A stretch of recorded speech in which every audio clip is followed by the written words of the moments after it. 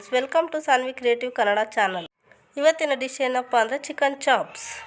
ಬೇಕಾಗಿರುವ ಸಾಮಗ್ರಿಗಳು: ಮೊದಲಿಗೆ ಎಣ್ಣೆ, ರುಚಿಗೆ ತಕ್ಕಷ್ಟು ಉಪ್ಪು, ಚಕ್ಕೆ, ಲವಂಗ, ಮೆಣಸು, 1/4 ಟೀ ಸ್ಪೂನ್ ಅರಿಶಿಣ ಪುಡಿ.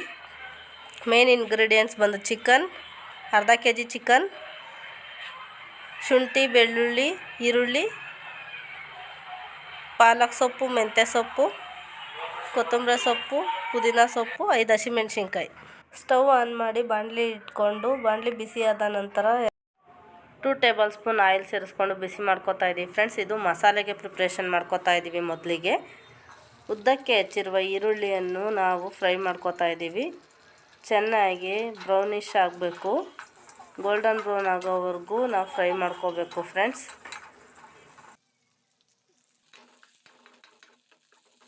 ನೋಡಿ, ಈ ರೀತಿ ಈರುಳ್ಳಿ ಗೋಲ್ಡನ್ ಬ್ರೌನ್ ಆಗೋವರೆಗೂ ಹುರ್ಕೋಬೇಕು. ಹುರ್ಕೊಂಡ್ಮೇಲೆ ಒಂದು 2ರಿಂದ 3 ಪೀಸ್ ಚಕ್ಕೆ ಆ್ಯಡ್ ಮಾಡ್ಕೋಬೇಕು. ಒಂದು 5-6ರಿಂದ ಲವಂಗ, ಒಂದು 1/4 ಟೇಬಲ್ ಸ್ಪೂನ್ ಮೆಣಸು ಸೇರಿಸ್ಕೊಂಡು ಬಾಡಿಸ್ಕೋಬೇಕು. 5 ಹಸಿಮೆಣ್ಸಿನ್ಕಾಯಿ, ಅರ್ಧ kg ಚಿಕನ್ಗೆ ಸಾಕಾಗುತ್ತೆ ಫ್ರೆಂಡ್ಸ್. ಆ ಹಸಿಮೆಣ್ಸಿನ್ಕಾಯಿನೂ ಇದಕ್ಕೆ ಸೇರಿಸ್ಕೋಬೇಕು. 1/4 ಹಿಡಿ ಪುದೀನ ಸೊಪ್ಪು ಹಾಕಿ ಬಾಡಿಸ್ಕೋಬೇಕು ಫ್ರೆಂಡ್ಸ್. ನಂತರ ಮೆಂತ್ಯ ಸೊಪ್ಪು, ಪಾಲಕ್ ಸೊಪ್ಪು ಎಲ್ಲದೂ ಹಾಕಿ ಹಸಿ ವಾಸನೆ ಬರದೇ ಇರೋ ರೀತಿ ಚೆನ್ನಾಗಿ ಒಂದು 5ರಿಂದ 10 ನಿಮಿಷ ಹುರ್ಕೋಬೇಕು. ಎಷ್ಟು ಚೆನ್ನಾಗಿ ನೀವು ಮಸಾಲೆಯನ್ನು ಫ್ರೈ ಮಾಡ್ಕೋತೀರೋ ಅಷ್ಟು ಚೆನ್ನಾಗಿ ಈ ಚಿಕನ್ ಚಾಪ್ಸ್ ಬರುತ್ತೆ ಫ್ರೆಂಡ್ಸ್. ನಂತರ ಶುಂಠಿ, ಬೆಳ್ಳುಳ್ಳಿ ಅದಕ್ಕೆ ಹಾಕಿ ಮತ್ತೆ ಬಾಡಿಸ್ಕೋಬೇಕು ಫ್ರೆಂಡ್ಸ್.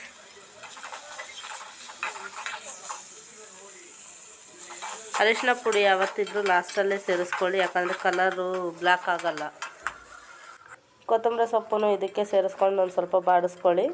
ನಂತರ ಒಂದು ಅರ್ಧ ಟೇಬಲ್ ಸ್ಪೂನ್ ಉಪ್ಪು ಇದಕ್ಕೆ ಸೇರಿಸ್ಕೊಳ್ಳಿ. ಮಸಾಲೆಗೆ ಉಪ್ಪು ಸೇರಿಸೋದ್ರಿಂದ ಕಲರು ಗ್ರೀನಿಶ್ ಆಗೇ ಇರುತ್ತೆ ಮಸಾಲೆ.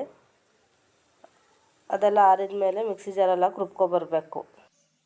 ನೋಡಿ ಫ್ರೆಂಡ್ಸ್, ತಣ್ಣಗಾಗಿದೆ, ಜಾರಿಗೆ ಹಾಕ್ಕೊಂಡು ರುಬ್ಕೊಬರ್ತೀವಿ ಮಸಾಲೆನ. ನೋಡಿ ಎಷ್ಟು ಗ್ರೀನಾಗಿ ಕಾಣಿಸ್ತಾ ಇದೆ ಅಲ್ವಾ ಮಸಾಲೆ ಎಲ್ಲ ಹುರಿದ್ವಲ್ಲ ಫ್ರೆಂಡ್ಸ್. ಅದೇ ಬಾಣಲೆಗೆ 2ರಿಂದ 3 ಟೇಬಲ್ ಸ್ಪೂನ್ ಆಯಿಲ್ ಸೇರಿಸ್ಕೊಂಡು ಚೆನ್ನಾಗಿ ಬಿಸಿ ಮಾಡ್ಕೊತಾ ಇದ್ದೀವಿ.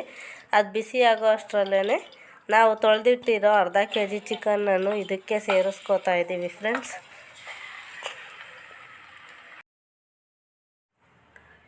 ಸಣ್ಣಗೆ ಹೆಚ್ಚಿಟ್ಟಿರುವ ಈರುಳ್ಳಿಯನ್ನು ಸಮೇತ ಇದಕ್ಕೆ ಸೇರಿಸಿ ಕಲ್ಲುಪ್ಪು ಸೇರಿಸ್ಕೊತಾ ಇದ್ದೀವಿ ಒಂದು ಅರ್ಧ ಟೇಬಲ್ ಸ್ಪೂನು. ಮುಂಚೆ ಮಸಾಲೆಗೂ ಹಾಕಿದ್ವಿ, ನೋಡ್ಕೊಂಡು ಹಾಕ್ಕೊಳ್ಳಿ ಫ್ರೆಂಡ್ಸ್. 1/4 ಟೇಬಲ್ ಸ್ಪೂನ್ ಅರಿಶಿನ ಪುಡಿ ಸೇರಿಸ್ಕೊಳ್ಳಿ. ನೋಡಿ, ಚಿಕನಲ್ಲಿರುವ ನೀರೆಲ್ಲ ಹೊರಗೆ ಬಂದು ಆ ಚಿಕನಲ್ಲಿರೋ ಬ್ಯಾಡ್ ಸ್ಮೆಲ್ಲೆಲ್ಲ ಹೋಗುತ್ತೆ. ಈ ರೀತಿ ಚಿಕನ್ನ ಬೇಯಿಸ್ಕೋಬೇಕು. ಒಂದು ಅರ್ಧ ಲೋಟ ನೀರು ಸೇರಿಸ್ಕೊಂಡು ಮತ್ತೆ ಕುದಿಸ್ಕೋಬೇಕು, ಯಾಕಂದರೆ ಚಿಕನ್ ಸಾಫ್ಟ್ ಆಗಲಿಕ್ಕೆ. ರುಬ್ಬಿಟ್ಟಿರುವ ಮಸಾಲೆಯನ್ನು ಸಮೇತ ಇದಕ್ಕೆ ಸೇರಿಸ್ಕೋಬೇಕು.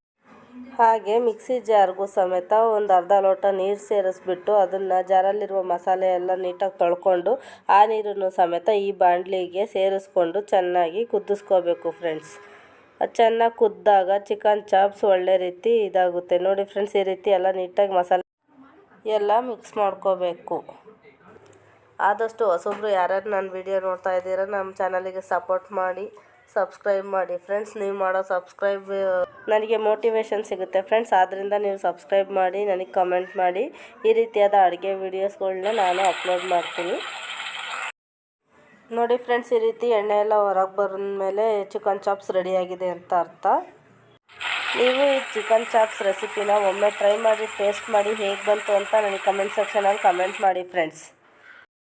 ಈ ಚಿಕನ್ ಚಾಪ್ಸ್ನ ಚಪಾತಿ ಜೊತೆ, ಪೂರಿ ಜೊತೆ, ಅನ್ನದ ಜೊತೆ ತುಂಬ ಒಳ್ಳೆ ಕಾಂಬಿನೇಷನ್ ಫ್ರೆಂಡ್ಸ್. ಒಮ್ಮೆ ಟ್ರೈ ಮಾಡಿ. ಮಕ್ಕಳಂತೂ ತುಂಬಾ ಇಷ್ಟಪಟ್ಕೊಂಡು ತಿಂತಾರೆ ಫ್ರೆಂಡ್ಸ್. ನೆಗಡೆ ಆದಾಗಂತೂ ಹುಡುಗರಿಗೆ ಈ ರೆಸಿಪಿ ಮಾಡಿಸಿದ ರೆಸಿಪಿ ಅಂತ ಹೇಳ್ಬೋದು. ತುಂಬ ಚೆನ್ನಾಗಾಗುತ್ತೆ friends. I hope to like this video. Please subscribe my channel, support me, Sanvi creative Kannada channel.